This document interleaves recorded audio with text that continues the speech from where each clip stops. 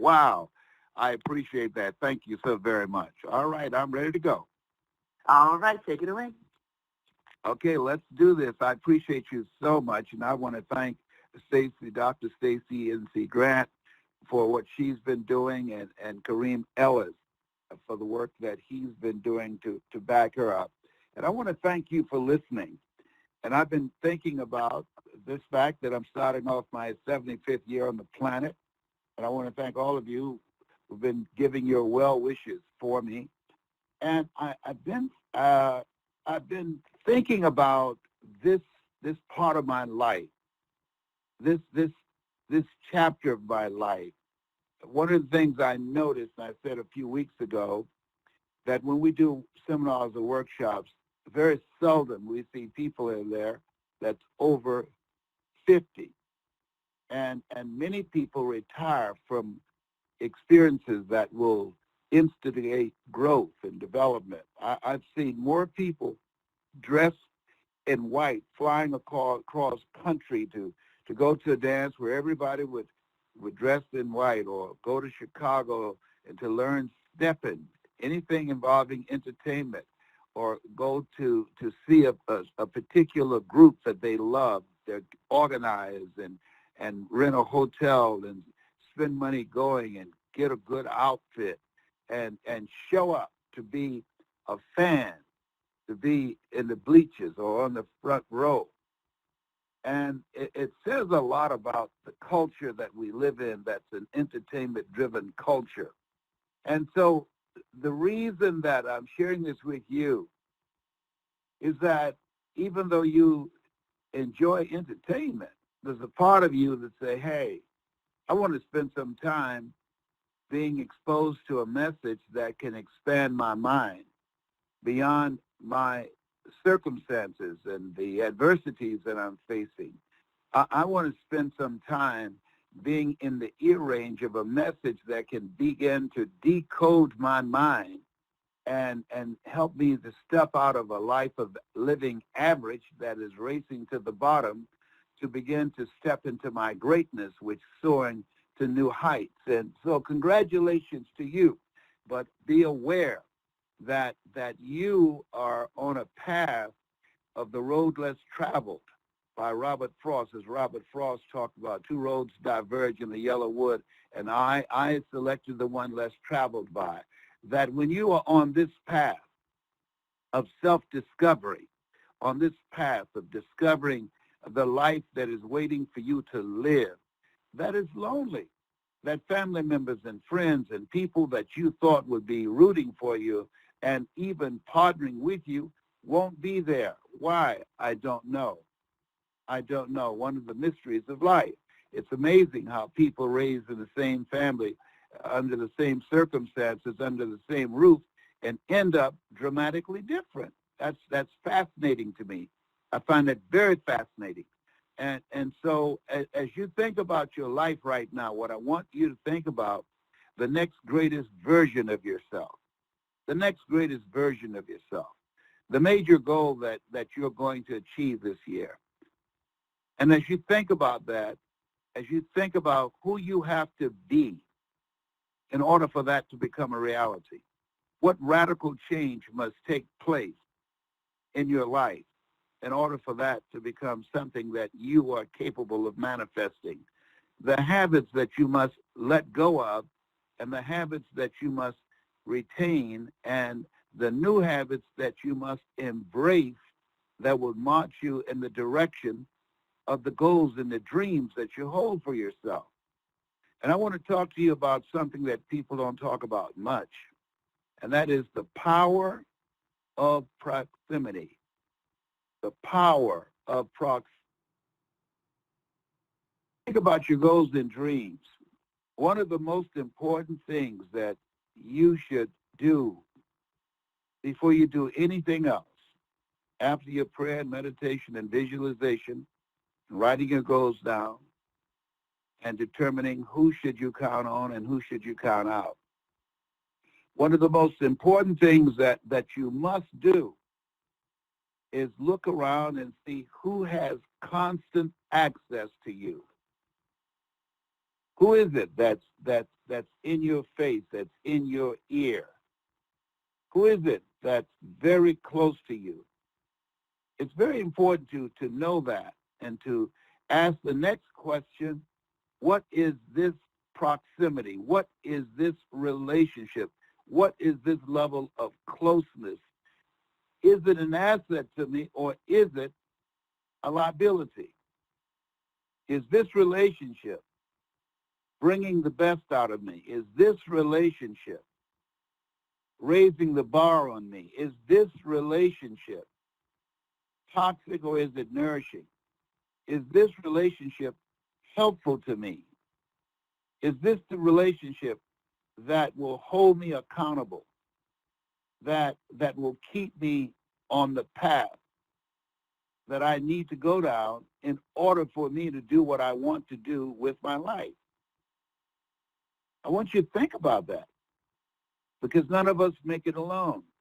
And I've seen many people who had talents, abilities, and skills that I can share with you that most of the talented and gifted people that I knew when they were here and I was thumbing through my emails and going through my telephone index, and I'm one of those unusual people, even when someone make their transition, I don't delete them out of my telephone.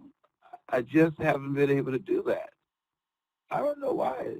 It just seems like I'm wiping them out. I don't want to do that.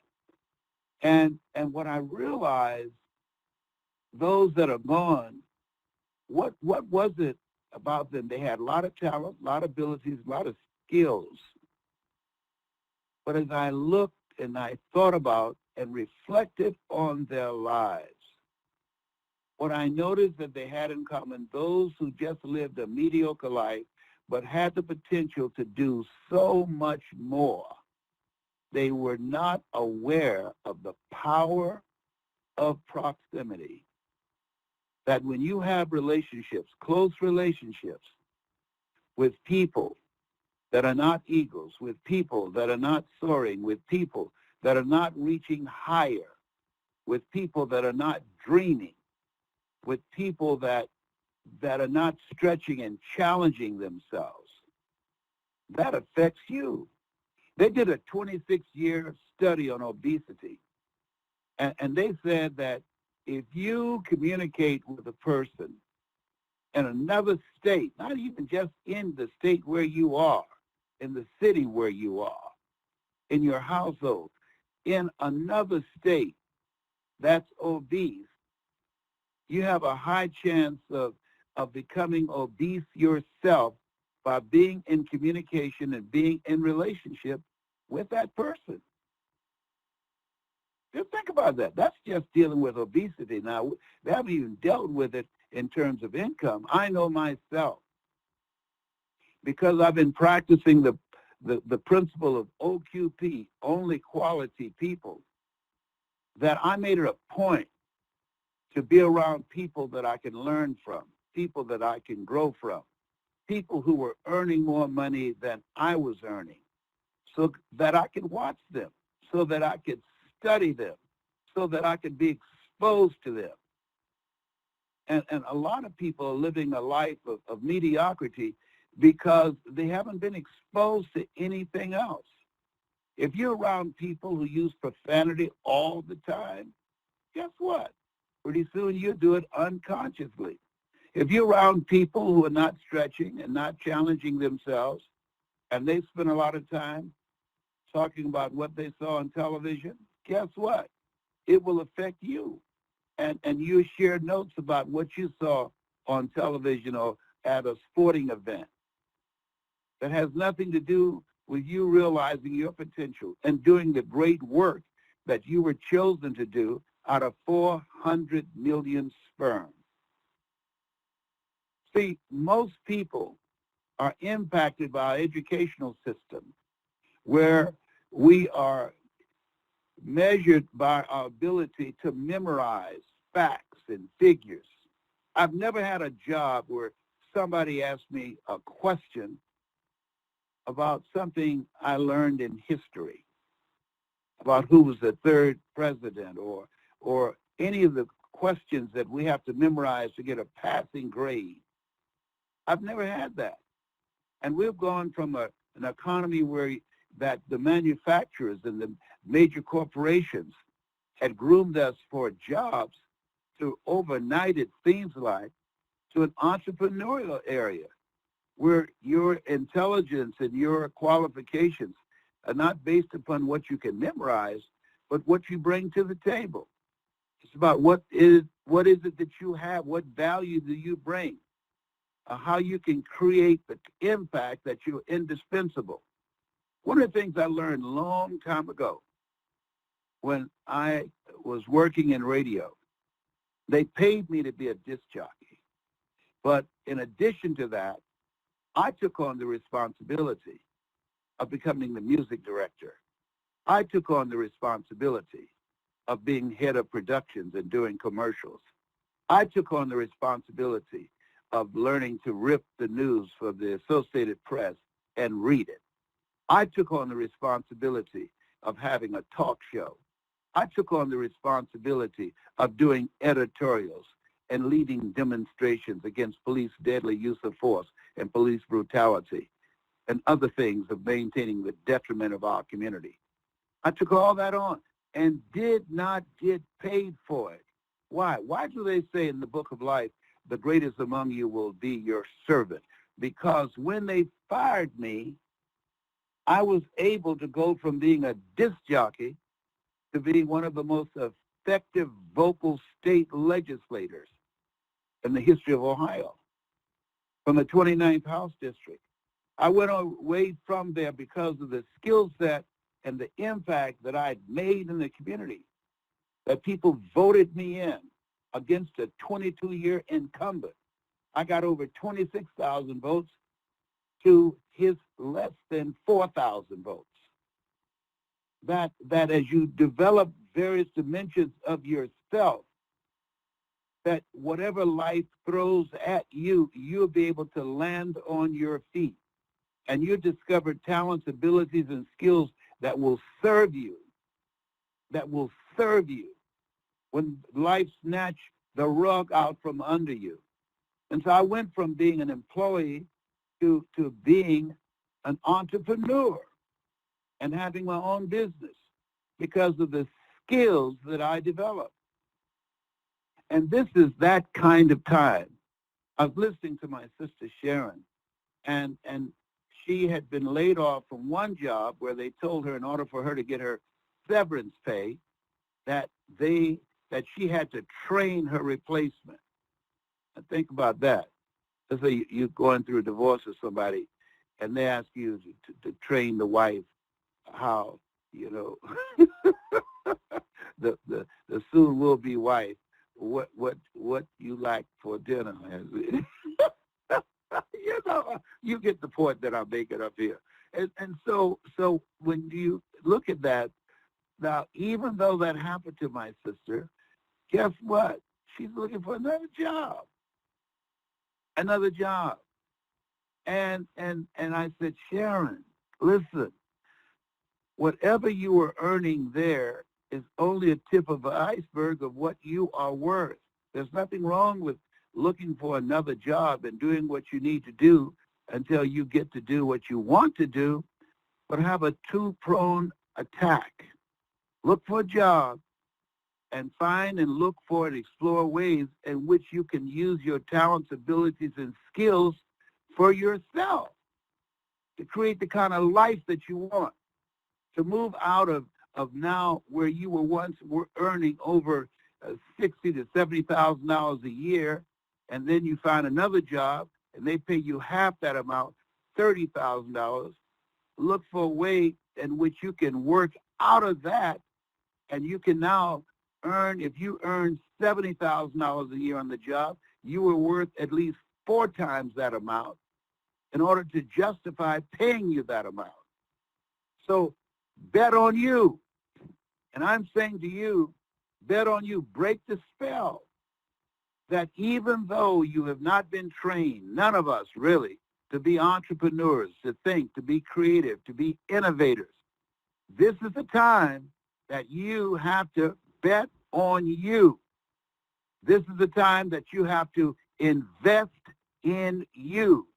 This is the time that wherever you're working, that you want to make yourself indispensable. So when they start laying people off, they have to think twice about laying you off because you're doing so many things. They will have to bring on two or three more people to replace you. And I've seen that happen. When they fired me, they had to bring on 3 people to take on all that I was doing. And I had another friend who they laid her off, and when they started looking at all the things that she did, they had to bring in 3 people to replace her. And guess what? The skill set, the experience, the achievement that she now developed, that gave her the confidence to create something that's hers. Now the long hours are being invested in herself and in her dream. See, that's where you want to go from. You want to live from a place of power. And things are happening rapidly. And just in the last 3 days, some of the major corporations have laid off people. I'm talking about corporations that have been around for years, have laid off thousands of employees, and it's only going to get worse. It's not going to get better. And so when you think about yourself and about your goals and about your dreams, you've got to ask yourself a question: what if? If you're working, what if? If you got laid off, what is it that you're going to do? How long will you be laid off before it affects your quality of life?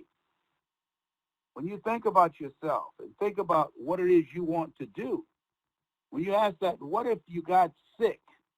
What if you were at a stop sign and somebody didn't pay any attention and ran in back of you, and you suffered a major physical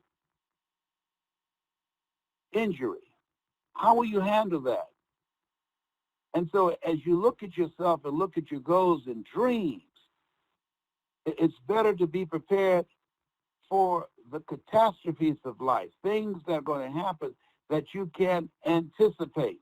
And they're going to happen. They're going to happen to you, or they're going to happen to somebody that you care about.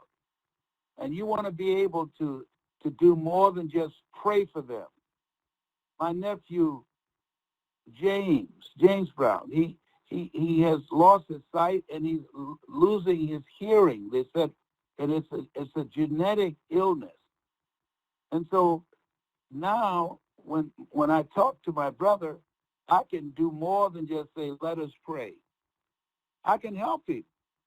Because when you are 37, 38 years of age, and you all of a sudden lose your sight, and you lose your job, and you can't drive your car anymore, and there you are in a city by yourself, you're not married, you don't have kids, and then your hearing is going, and that becomes compromised. That's challenging. That's depressing, to say the least. And so to have family that can come to your aid, yes, and there's nothing wrong with prayer. And I believe in the power of prayer. But I also believe in what Mary McLeod Bethune said. She said, pray as if everything depends upon God, and work as if everything depends upon you. I have a friend who has the gift of speaking, and she's been laid off, and she's spending all her time looking for a job. I said, you got a story. She said, but I don't know how to make money with my story. I said, I didn't either, but I didn't let that stop me. You could learn. And I said, just look at you. You're looking at me. You knew me before I started speaking. And you have more education and forgot more things than I will ever know. You an MBA. And here you are telling me what you can't do. You don't know enough about yourself to say that to me. And for you to have the unmitigated gall to look me in the eyes and say, I would like to do what you're doing, but I'm just waiting for God to give me a sign. He's already given you a sign. You're unemployed. Hello, you're unemployed. Stevie Wonder can see this one. There's no guessing game here in life. When you have outgrown a situation, you don't have the courage and the insight to realize that that is a blessing for you. Some things happen to you, and some things happen for you. You decide that it has happened for you, and now you get to do what it is you were called to do, that you were chosen to do. This thing called life is serious. Serious. James, my nephew, woke up blind out of nowhere. Let me share something with you. You woke up in your right mind. That's a blessing. People complain, oh boy, it's raining outside. I call it liquid sunshine. If you can go to the bathroom by yourself and on yourself, it's a wonderful day.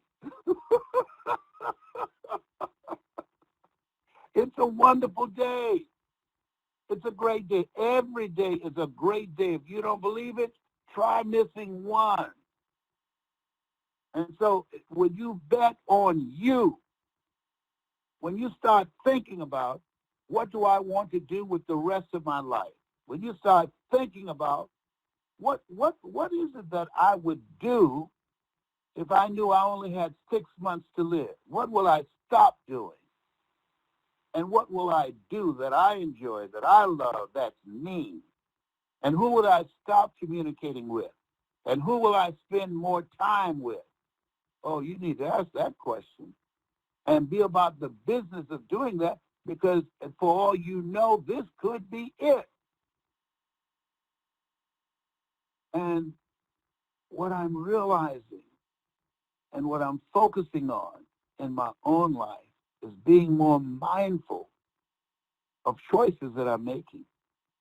And not just because I spent time looking for my glasses and I had them on my head, not just because I was talking to my son Calvin and he asked me, what is that noise that you're making the last 20 minutes? I said, Calvin, you got too much dip on your chip. I'm looking for my phone. He said, Dad, you're on your phone. Oh, oh, okay. Yeah. Oh, my God. All right. Wow. Hey, stuff happens. And as we look at ourselves, spending the time to develop ourselves, spending the time to get to know you, spending the time to experiment with life and exploring the possibilities, spending the time to create a life of adventure. Helen Keller said, and she was deaf and blind, life is either a daring adventure or it's boring. Most people are living a boring life, a boring, predictable life. That when they go, when they die, there will be no more conversations about them after 2 weeks have passed.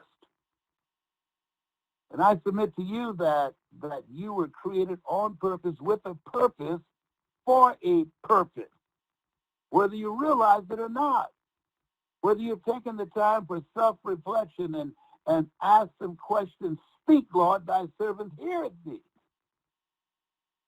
You were chosen. You were created on purpose, for a purpose, with a purpose in you. But most of us get so caught up in the culture that we're in, we think that we're just here to work and pay bills, and then one day you retire and you sit around and you watch television and you go to a few parties and you have some family reunions and you talk to your closest friends about your favorite television programs, and then you die. stress out of your mind trying to rob Peter to pay Paul. No. There's a difference between surviving and living. There's a difference. How come that you might have life and that you might have it more abundantly? It's the time. Your former years, your latter years will be better than your former years. Why? Because if you spend time learning and growing and stretching and upgrading your relationships, the older you get, the better things will get for you. They're going to be better for you. Now, you're going to go through some stuff. Be aware of that. Between the ages of 40 and 60, all hell breaks loose. Things happen to you between 40 and 60, and things happen to people you care about. I'm telling you what I know. And if you make it through 60, it doesn't mean that it's over, but new levels, new devils. I'm telling you. I'm telling you what I know. And so you have to ask yourself, and you must have, what's your strategy for being here? What game plan do you have if you take a hit that will allow you to accommodate that hit? He looked at me and said, you have cancer. Nobody wants to hear that. 3 words, most feared words in 7 different languages. Then they came back and said, you have not just cancer, 4th stage cancer. 4th stage. Now, to most people, that conversation would be, oh my God, I'm terminal, I'm out of here. See, I don't think the doctor should tell patients they're terminally ill. What they should say is that my ability to help you has terminated. And so as you look at yourself, stuff's going to happen to you or people you care about, or people that you care about.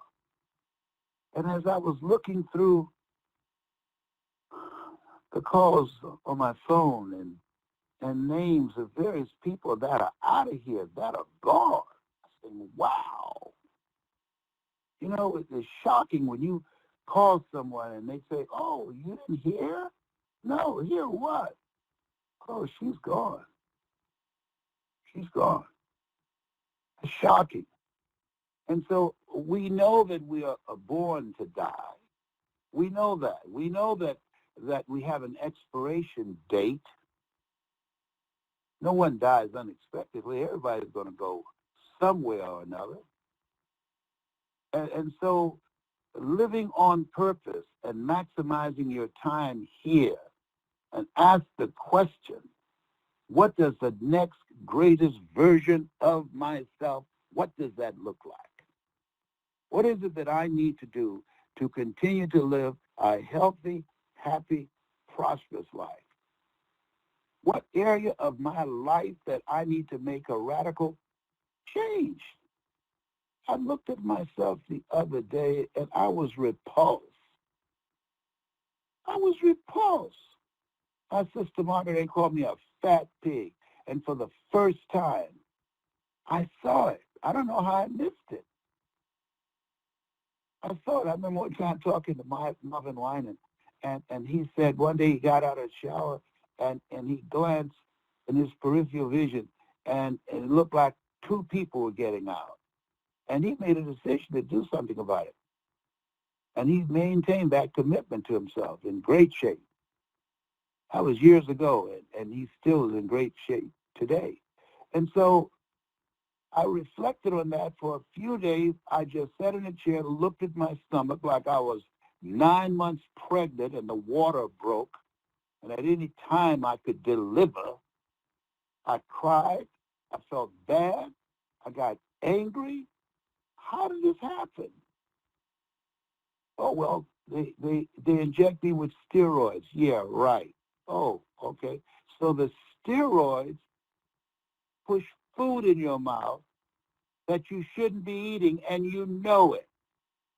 The Steroids, so it makes you a little slow, you're weak, takes all the testosterone out of your body. However, the things you can do, you aren't doing. So are you surprised? Are you surprised? Wow. Isn't that interesting? And so, choose ye this day whom you shall serve. The highest that is in you or the lowest that is in you. Choose to activate discipline in your life. Choose to activate commitment in some area of your life that does not represent the highest that is in you. Choose to activate a hunger to be healthy. Choose to activate the fight in you. Fight a good fight. That I'm not going out like this. But I deserve